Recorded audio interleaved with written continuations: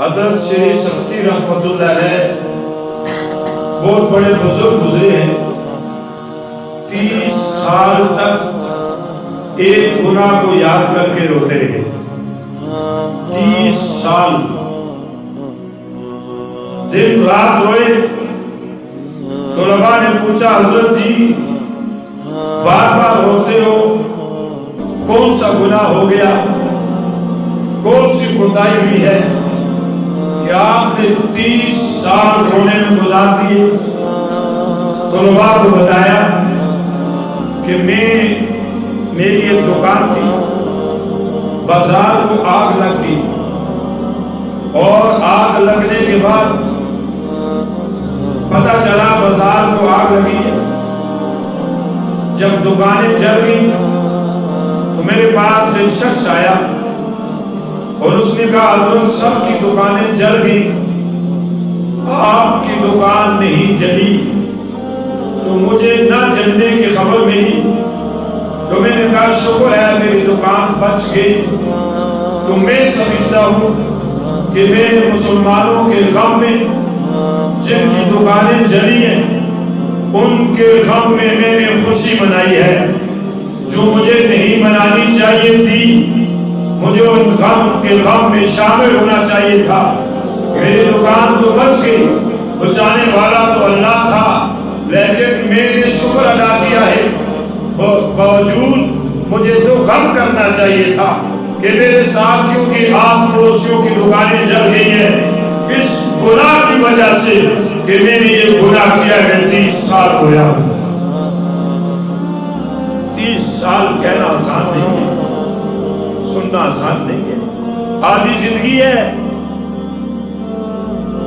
اور میرے اور آپ کے ذہن میں یہ کوئی بڑا گناہ نہیں ہے۔ دکان بچ گئی، شکر ادا کر دیا، گناہ والی بات کون سی ہے؟ لیکن مسلمان ہونے کا تقاضا یہ ہے کہ جو ساتھ والوں کا نقصان ہوا اس میں مجھے بھی شامل ہونا چاہیے۔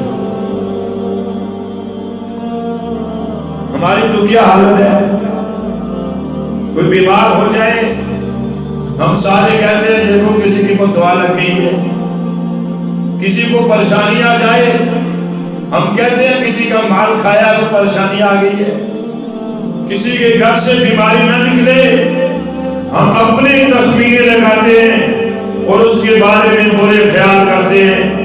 امام بخاری رحمت اللہ علیہ فرماتے ہیں، جنہوں نے بخاری شریف کی کتاب لکھی ہے، کہتے ہیں اگر اللہ نے مجھ سے پوچھ لیا کہ تو نے کسی کی غیبت کی یا نہیں کی تو اس گناہ میں اللہ کے سامنے پاس ہو کے جاؤں گا۔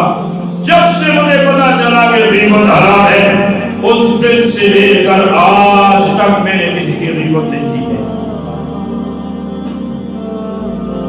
میرے بزرگوں، میرے بھائیوں، میری اور آپ کی کوئی ایک نیکی تو ایسی ہونی چاہیے